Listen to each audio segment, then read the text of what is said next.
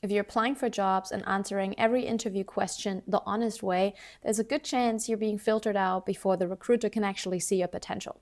Meanwhile, other candidates get jobs offered not because they are more qualified, but because they know how to strategically navigate these kind of tricky questions.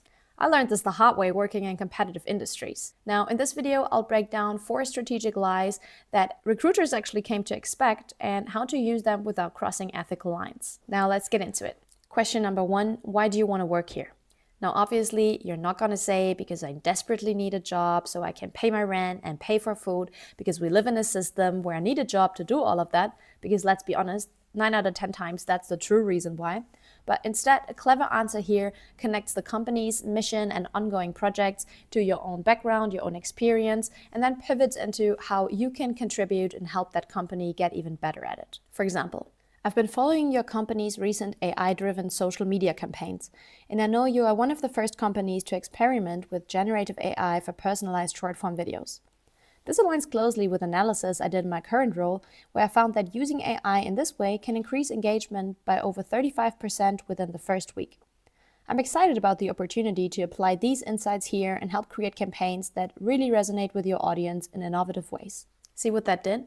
You've answered why this particular company, because they're very innovative in this field, and why you are the perfect fit, because you've actually worked in this field before, in one concise response. When I applied to a job in banking after my studies, I mentioned that I had written a thesis about mobile banking service adoption and that I would love to apply the findings of my thesis to the mobile app team. Now, in reality, I actually wanted the job because they paid well and they potentially sent you abroad to work for other branches. Question number 2, why are you leaving your job? It's probably because your workplace was toxic, your manager was a micromanager, maybe they were racist, or you simply wanted more pay. Again, not ideal, don't say this here. You can complain about this to your friends and family, but you never want to badmouth a previous employer, manager, team, or colleagues, because all that will do for you is leave a bad association and a bad impression on you as someone who is complaining, as someone who's negative, and who's potentially difficult to work with. Instead, always frame your answer around growth and opportunity. You can say something like, I've really enjoyed my current role and learned a lot, but I'm ready for the next step. I'm excited about a new challenge where I can grow my skills and contribute more meaningfully to the team. Question number 3, where do you see yourself in 5 years? Hopefully in a villa on the beach, being my own boss, but for the sake of the interview, keep in mind they want to hear you envision yourself contributing to the company and growing with the company in the long term. If you give them any indication that you're about to leave again soon, what they think is that means extra costs for us, that means hiring another person, onboarding another person, training another person, and so on. Instead, you can say, in 5 years, I hope to be an expert in AI-driven social media campaigns at this company, mentoring junior colleagues and leading initiatives to spread best practices across teams. I want to be the go-to person in this area and help the company grow its capabilities. Personally, when I applied in consulting and they asked me that question, I said that I see myself ascending to senior consultant and that I want to help the consulting firm grow their banking client portfolio by focusing specifically on how to gain younger customers, because I knew that banks were struggling with that kind of topic. Question number 4, what are your hobbies? Don't underestimate this question. This is not just small talk.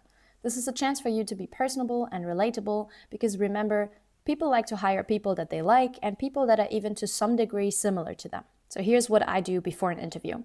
I check the hiring manager and the recruiter's LinkedIn profile to see if they have listed any kinds of hobbies, interests, any special languages they speak, any semesters abroad in certain countries that they did, just so I have that in the back of my mind. My goal here is to connect with the interviewers on a personal level. If you share any kind of interest or hobbies with them, they are more likely to remember you. Of course, don't make up anything that they can easily check and your lie falls through. But for example, if you see that the hiring manager is playing padel, because oh my god, everyone is playing this now, you can say that you recently started playing padel with a friend, you're really enjoying it, and you're still getting the hang of the game. If you can't find a direct connection, try and choose hobbies that show discipline, ambition, or patience. For example, training for a marathon, learning a new language, volunteering regularly, or even working on a personal coding project. When I applied for a role before, I saw that the hiring manager did a sabbatical in Brazil the year before. So during my interview, I mentioned as one of my hobbies that I started learning Portuguese because I wanted to visit a friend who lived in Sao Paulo. Honestly, I don't have a friend in Sao Paulo, but how would they know? Finally, don't get me wrong. I don't share these tips with you because I necessarily agree with that. And it's quite sad, actually, that we live in a system where we need to lie to get hired. But if you want to land that job and navigate the career game strategically, these answers let you do just that. Choose your battles. Finally, when they ask, do you have any questions for us? This is an important moment. And I made a separate video on this. You can check it out if you want a deeper dive. If you found this helpful, like, subscribe, and drop a comment below telling me what you think about these strategies, and I'll see you in the next one.